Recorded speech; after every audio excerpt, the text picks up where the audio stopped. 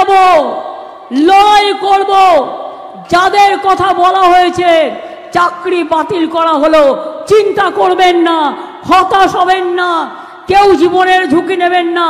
আমরা সবাই আপনাদের পাশে আছি এবং যতদূর লড়াই করার আমরা লড়াই করব। ভাই, আমি বিচারক নিয়ে বলছি না, রায় নিয়ে আমি বলতে পারি, এটা আমার অধিকার আছে। টোটাল রায়টাকে আমরা চ্যালেঞ্জ করছি। তার কারণ 26,000 ছেলে মেয়ে মানে প্রায় 1.5 লক্ষ 2 লক্ষ পরিবার। বলছে কিনা 8 বছর তারা চাকরি করেছে, 4 সপ্তাহের মধ্যে সব টাকা ফেরত দিতে হবে। Is it possible? বলুন, আপনারা যারা এই রায়টা দিচ্ছেন, এই রায়টা সারা জীবন আপনারা যারা চাকরি করেছেন তাদের টাকাটা যদি ফেরত দিতে বলা হয়, পারবেন দিতে?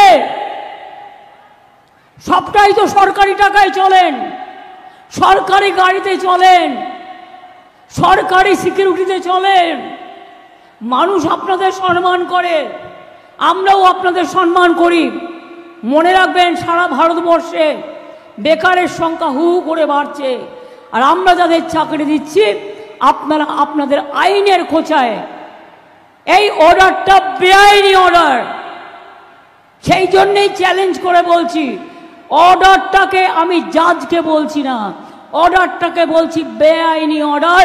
আমরা এটা নিয়ে উচ্চ আদালতে যাচ্ছি, আমরাও লড়ে যাব, লড়াই করব। যাদের কথা বলা হয়েছে চাকরি বাতিল করা হলো, চিন্তা করবেন না, হতাশ হবেন না, কেউ জীবনের ঝুঁকি নেবেন না।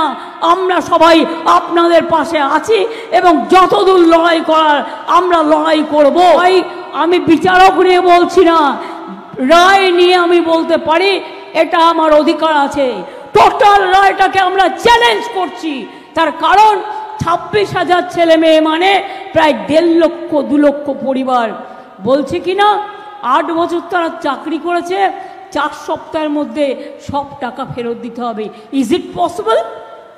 বলুন, আপনারা যারা এই রায়টা দিচ্ছেন, এই রায়টা সারা জীবন আপনারা যারা চাকরি করেছেন তাদের টাকাটা যদি ফেরত দিতে বলা হয়, পারবেন দিতে? সবটাই তো সরকারি টাকায় চলেন, সরকারি গাড়িতে চলেন, সরকারি সিকিউরিটিতে চলেন। মানুষ আপনাদের সম্মান করে, আমরাও আপনাদের সম্মান করি। মনে রাখবেন, সারা ভারতবর্ষে বেকারের সংখ্যা হু করে বাড়ছে, আর আমরা যাদের চাকরি দিচ্ছি আপনারা আপনাদের আইনের খোঁচায়, এই অর্ডারটা বেআইনি অর্ডার, সেই জন্যেই চ্যালেঞ্জ করে বলছি। অর্ডারটাকে আমি জাজকে বলছি না, অর্ডারটাকে বলছি বেআইনি অর্ডার। আমরা এটা নিয়ে উচ্চ আদালতে যাচ্ছি।